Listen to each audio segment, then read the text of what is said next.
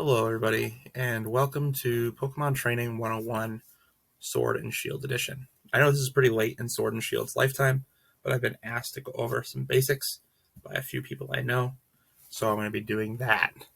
Trust me, when Scarlet and Violet come out and all those details are out of there, I will update and make a new version so that you can use that as well.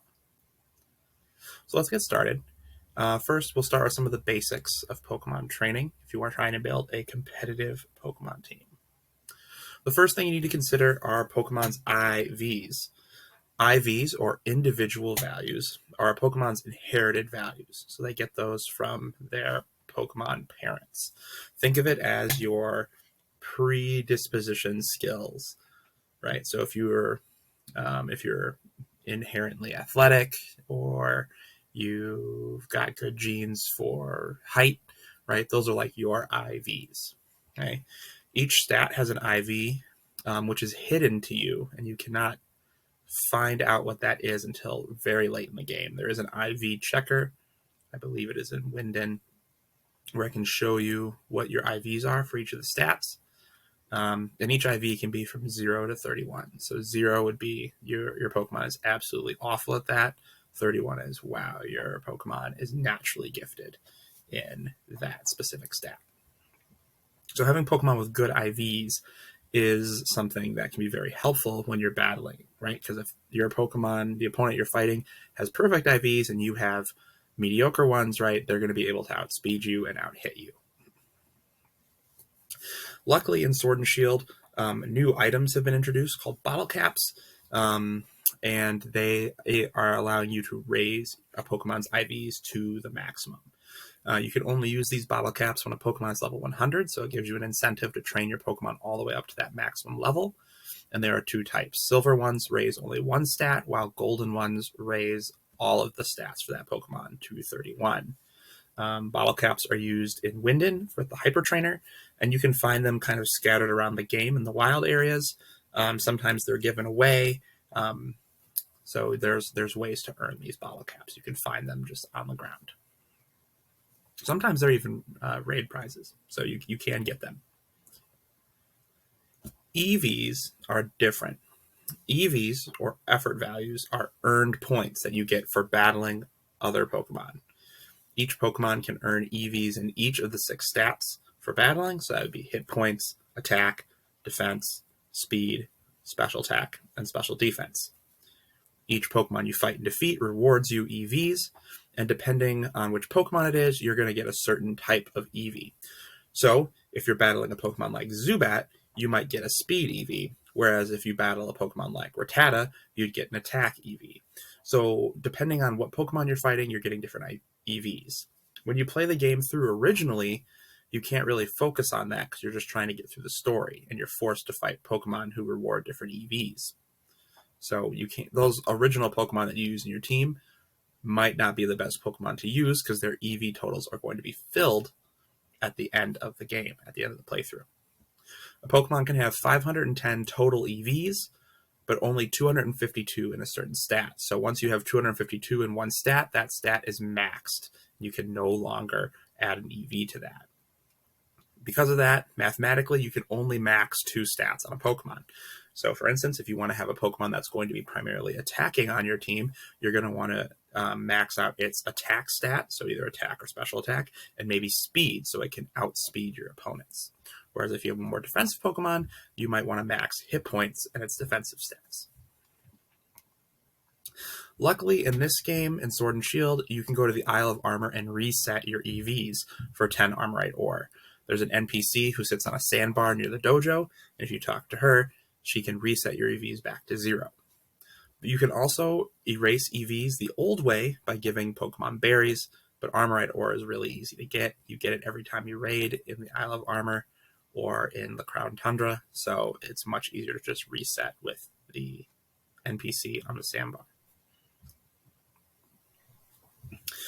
There are 2 ways to EV train, and the easy way now is to use vitamins.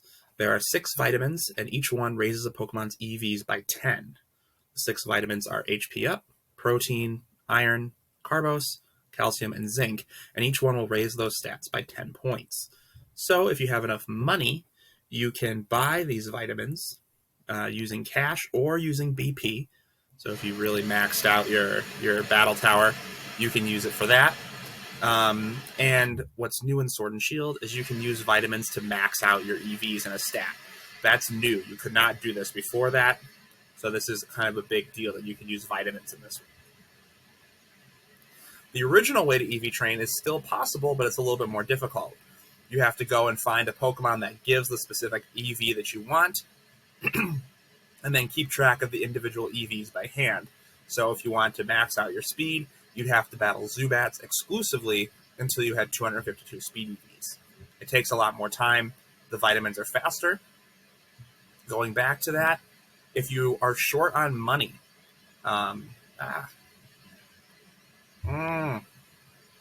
if you're short on money and you want to buy the vitamins using cash, I suggest using the luxury ball trick. Here's how the luxury ball trick works. You go away. What is this?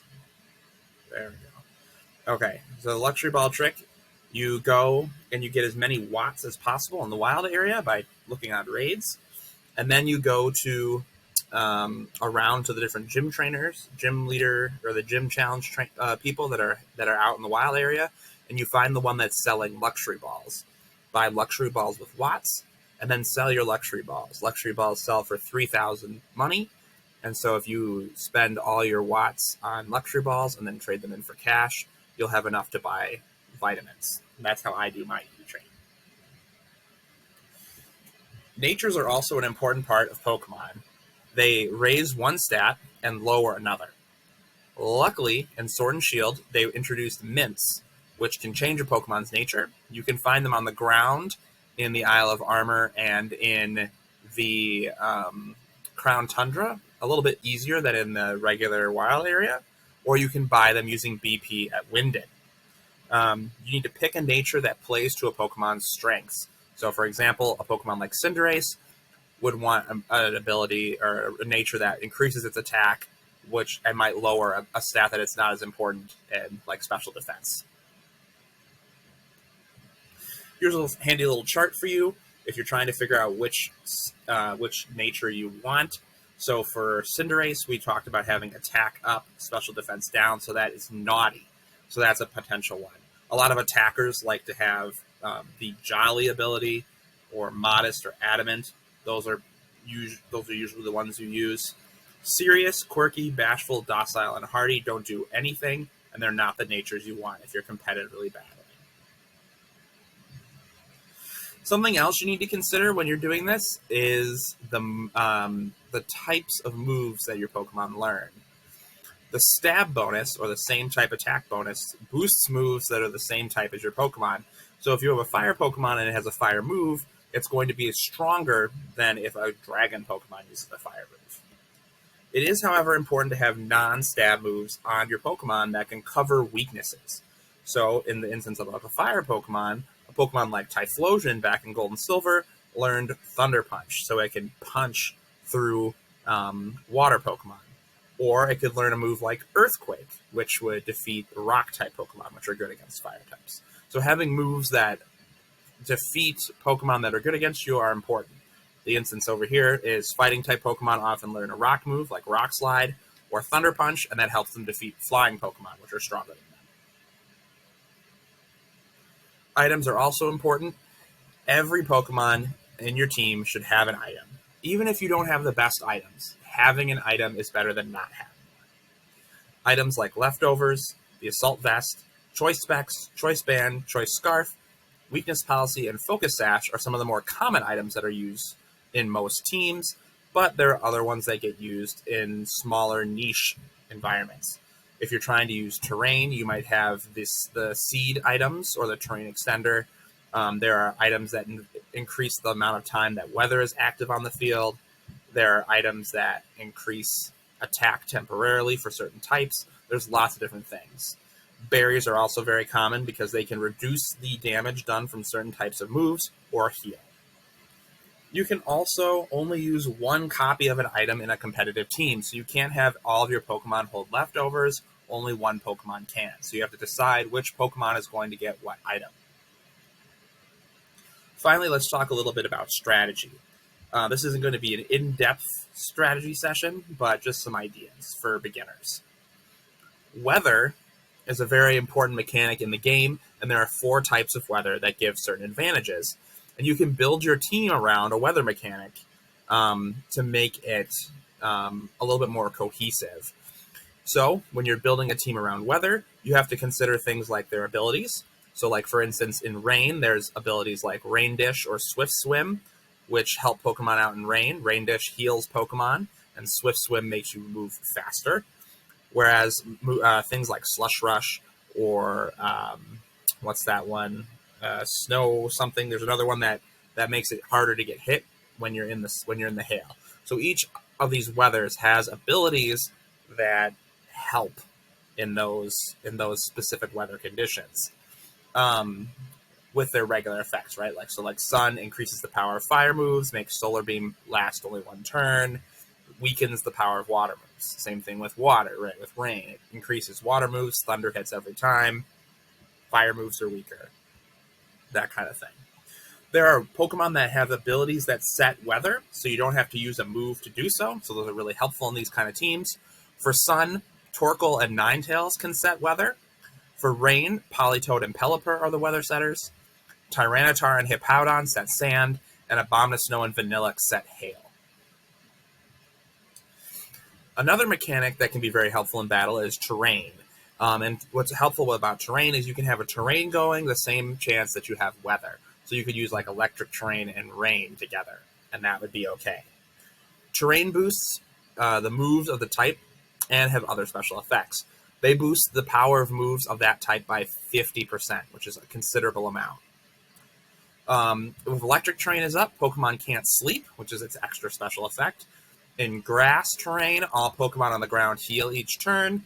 Psychic terrain stops priority moves like Quick Attack and Extreme Speed, Sucker Punch. All those moves don't work when Psychic terrain is up. And Misty terrain, which is Fairy terrain, stops status conditions. It also does not boost Fairy-type moves. It weakens Dragons, which is really helpful because Dragons play a major part in competitive battling. There's only 1 terrain setter for each terrain, because that's a relatively new thing, and they're all mostly recent Pokemon.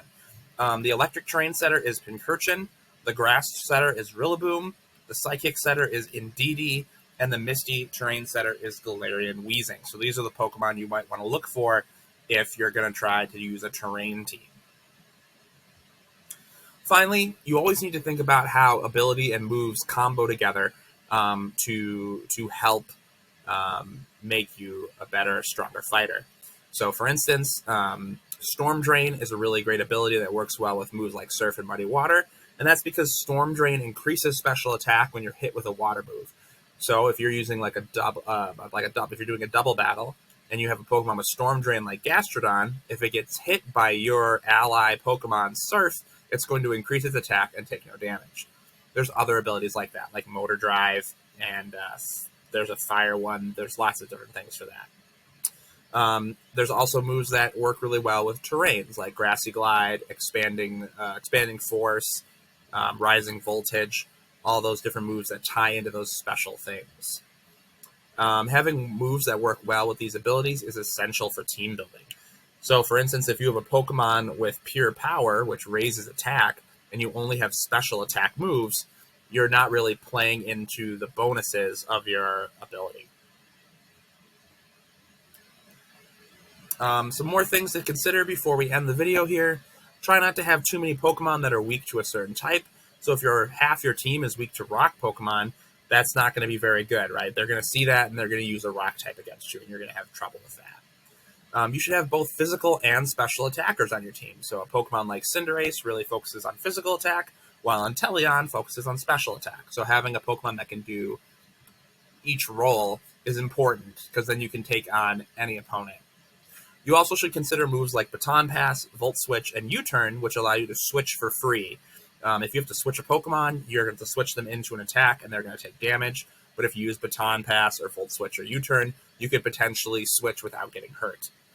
And you also need to think about how you're going to utilize each of the Pokemon on your team. What are the situations that would call for you bringing that Pokemon in for battle?